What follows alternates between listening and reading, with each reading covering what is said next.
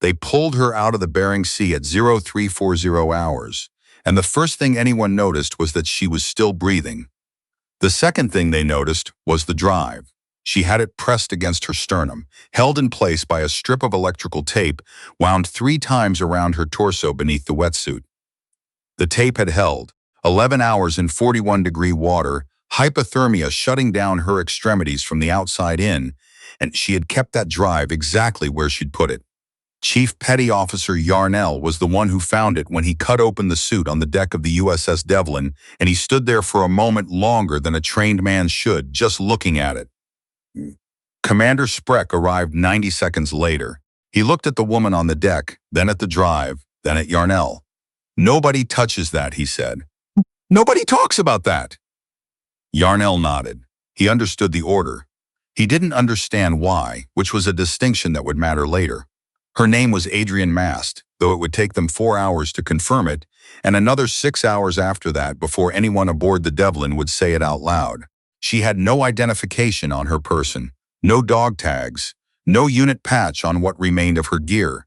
What she had was a wetsuit, the drive, a compound fracture of the left radius that had been splinted with 2 pieces of aluminum and a length of paracord, and a resting heart rate of 34 beats per minute that made the ship's physician, Lieutenant Cade, check his equipment twice before he accepted the reading.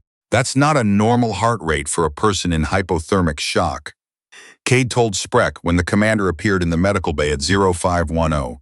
"What is it then?" "It's a trained heart rate," Cade said. "Someone who conditions for extreme cold. Long-distance swimmers, sometimes.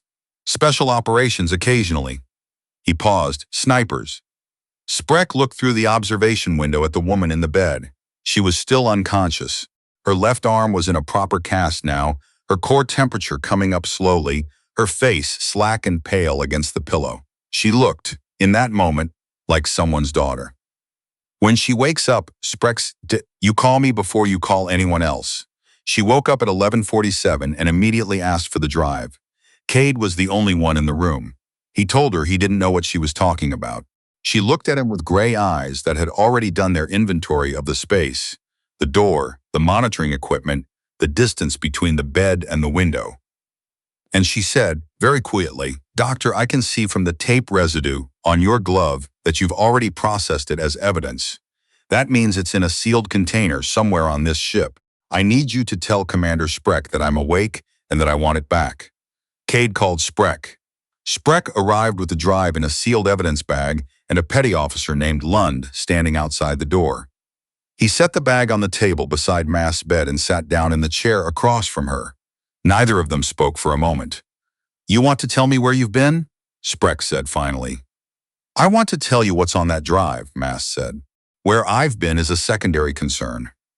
Spreck studied her. He'd been in the Navy for 19 years. He had learned to read people the way some men read weather. Not perfectly, but with enough consistency to trust the reading. The woman in the bed was not frightened. She was not in shock. She was in pain and she was managing it.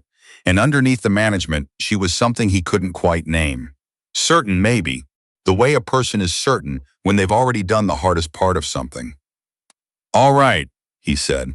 "Tell me what's on the drive," she told him. It took 40 minutes. She spoke without notes, which meant she'd memorized it, which meant she'd been carrying it in her head for longer than she'd been carrying it on her chest. She spoke about a procurement contract worth $412 million, awarded 18 months ago to a defense logistics company called Wren Group. She spoke about the discrepancy between the materials Wren Group claimed to have delivered to a forward operating base in the Northern Pacific Theater and the materials that had actually arrived. She spoke about 8 American service members who had died when a communications array failed during an extraction, and about the specific type of failure that should not have been possible if the array had been built to the specifications Wren Group had invoiced for. She spoke about the internal audit that had been commissioned and then quietly shelved. She spoke about the name of the person who had shelved it. When she was done, Spreck sat very still for a moment. "You have documentation for all of this," he said. It was not a question. "Everything on that drive is primary source," Mast said. "Contracts, internal communications, financial transfers. the audit report itself, including the version that was altered before it went to oversight, and the original version that was not. How did you get it? She looked at him. That's the secondary concern. Her file, when Spreck finally accessed it through channels that took him 3 hours and 2 flag officers to navigate, was the kind of file that has gaps in it. Not redactions, gaps. Entire periods where the record simply doesn't account for her, the way a river sometimes goes underground and emerges miles later with no visible path between the 2 points. What the file did contain: Adrienne Mast, age 31, born Billings, Montana. Enlisted at 18, tested into an intelligence analysis track, cross-trained in long-range precision fire at 22 after scores on the weapons qualification range that her supervising sergeant had described in his report as statistically anomalous. 3 deployments. 2 commendations that were on the record, and Spreck suspected at least 2 more that weren't. She had left active duty 14 months ago. The file listed the reason as voluntary separation. Spreck had been doing this long enough to know that voluntary separation sometimes means exactly what it says, and sometimes means the opposite. He found Lieutenant Commander Welch in the signals room at 1400 and showed her the file. Welch had 12 years in naval intelligence and the specific kind of stillness that people develop when they've spent a long time looking at things other people miss. Mast, Welch said, reading. She turned a page, then another.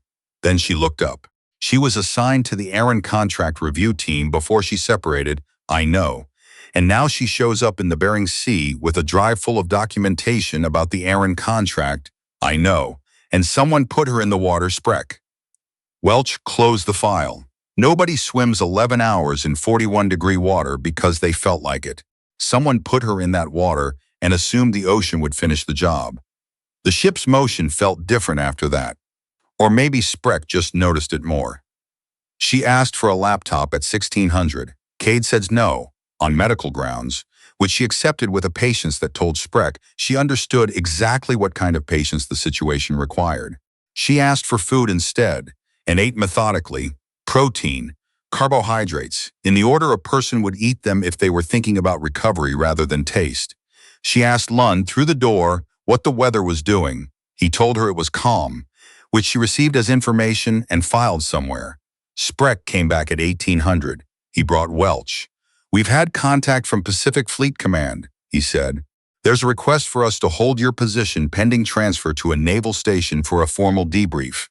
Mast looked at him. Who made the request? It came through standard channel, I asked. Welch said. The authorization signature is Rear Admiral Cortland. Something moved across Mast's face, not surprise. Exactly. Recognition. The kind of recognition that arrives when something you expected finally happens. Cortland's name is on the drive, she said. The room was quiet for a moment. Outside, a gull called somewhere, and the sound of it was absurd, ordinary, wrong. His name is on the drive, she said again. He's the one who shelved the audit. He has financial ties to Aaron Group through a holding company registered in Delaware. It's documented. Everything is documented. She looked at Welch. If you transfer me to any facility under Pacific Fleet Command, that drive disappears and I disappear after it. I need you to understand that. Welch looked at Spreck. Spreck had 19 years. He thought about what those years were supposed to mean. He thought about 8 dead service members, and a communications array, and a procurement contract, and a man with a flag officer's rank who had signed a transfer request 11 hours after a woman who could testify against him had been pulled out of the sea. He thought about the timing of that. 11 hours. Someone had known she was aboard the Devlin within 11 hours of her arrival. We're going to need to talk about the shot, Welch said. There had been a shot. This was what the secondary concern turned out to be, and it was considerable. Mast had not simply been carrying the drive. She had been in the field for 6 weeks, working alone, tracking the movement of an Aaron Group operative named Breck, who had been responsible for certifying the fraudulent materials deliveries. Breck had access to the original unaltered audit. Not a copy, but the physical drive that the audit team had compiled before the report was revised. He had been holding it as personal insurance, which meant he hadn't destroyed it, which meant it could still be recovered. She had tracked him to a research platform in the Bering Sea, a legitimate oceanographic station that Aaron Group had contracts with, which meant Breck's presence there was deniable. She had gotten onto the platform. She had gotten the drive. She had been in the process of getting off the platform when three men, none of whom worked for the oceanographic station, had found her on the eastern deck. How far to the nearest vessel? Welch asked. The Devlin was 7.4 kilometers northeast, Mast said. I'd already identified it as my best recovery option. 7 kilometers, 7.4. Welch said, and the three men on the deck. Mast looked at her hands, the right one and then the left in its cast. The first two I handled at close range. The third one had already called in my position and had a line of sight to the only exit. I couldn't close the distance before he got the shot off, and if he got the shot off, the drive went into the water with me and stayed there. She paused. So I didn't close the distance. Welch was very still. What did you do? I went back 32 meters to the maintenance shed. There was a rack of equipment, underwater survey tools, some of it military spec. I used the bipod mount from an ROV deployment arm, a length of conduit, and the scope from a piece of survey equipment that happened to be optically rated to the task. She said it simply without performance. The wind was 11 knots from the northwest. I had to account for the platform's drift. It was moving at approximately 0.4 knots on the current. The target was moving. She stopped. The target was moving, Welch repeated. He was nervous. People who are nervous rarely stand still. She looked at the evidence bag on the table. The distance from the maintenance shed to the eastern deck was 408 meters. The improvised system had no calibration reference, so I had to calculate the likely variance based on the conduit's flex characteristics and the scope's known focal properties and make a real-time adjustment. She said this the way an engineer might describe a load calculation in terms of variables and solutions and the relationship between them.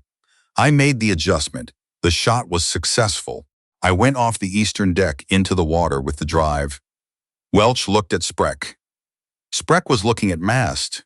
What he was thinking was this, that he had known men, the best men he had served with, the ones who had the gift for this specific and terrible precision, who could not have done what she was describing with a factory-built rifle on a stationary range in ideal conditions. She had done it with improvised equipment, on a moving platform, in the dark, in the northern Pacific, after hand-to-hand contact with two men with a broken arm. She had done it to protect a drive full of evidence about 8 dead Americans.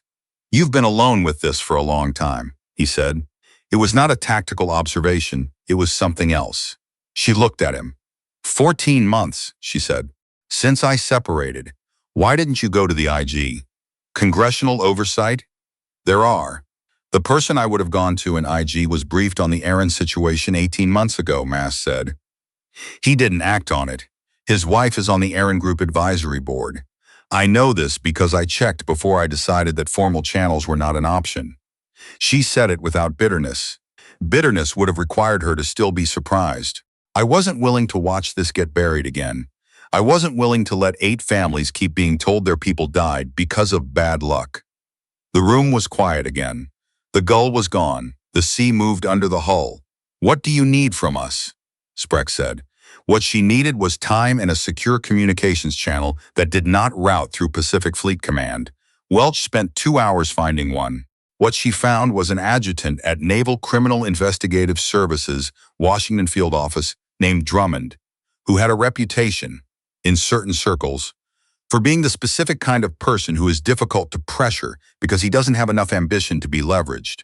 Welch called Drummond at 2100 ship's time, which was 0100 in Washington. He picked up on the second ring, which told her something about him. She told him what they had. She told him who had signed the transfer request. She told him about the drive. Drummond was quiet for a long moment. You're telling me a Rear Admiral's name is on this documentation. I'm telling you a Rear Admiral's name is on this documentation, Welch said. Another pause. The woman who brought it in, she's secure? She's aboard the Devlin. She's in medical, but she's ambulatory and she's coherent. Keep her aboard, Drummond said. Don't respond to the transfer request. Tell them you're having communications difficulties. A beat. Can you actually have communications difficulties for about 18 hours? Welch looked at the signals board. I can probably manage that, do it, Drummond said, and send me the drive's contents through the secure channel. Not a summary. Everything. Welch sent everything. Adrienne Mast was awake at ZO 300, sitting up in the bed, watching the dark water through the porthole. Cade found her there when he came to check her vitals. He did the check without speaking, and when he was done, he sat down in the chair and looked at her. "Can I ask you something?" he said. She turned from the porthole. "Go ahead." "The arm," he said. "When did you break it?"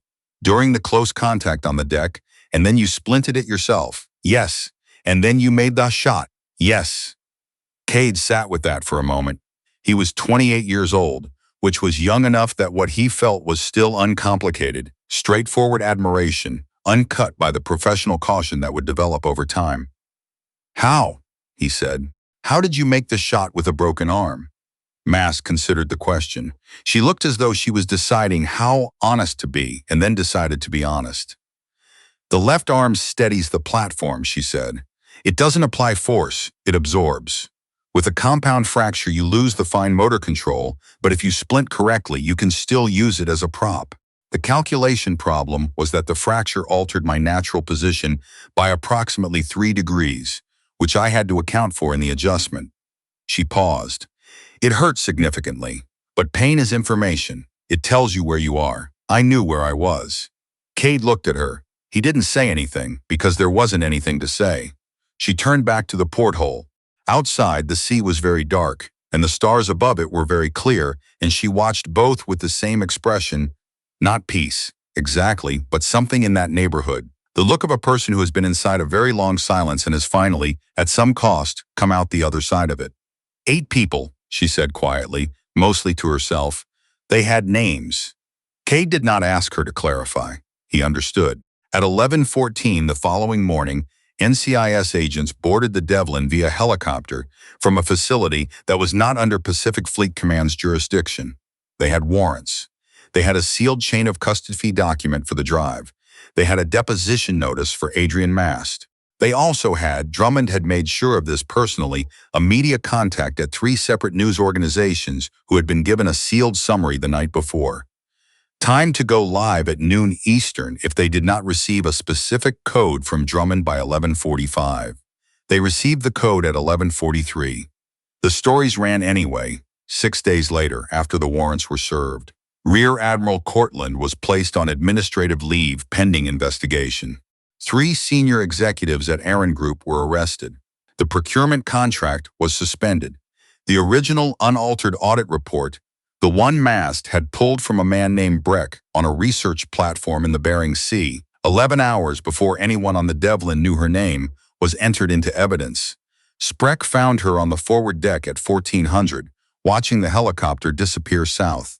The sky was low and gray, and the sea under it was the color of old iron.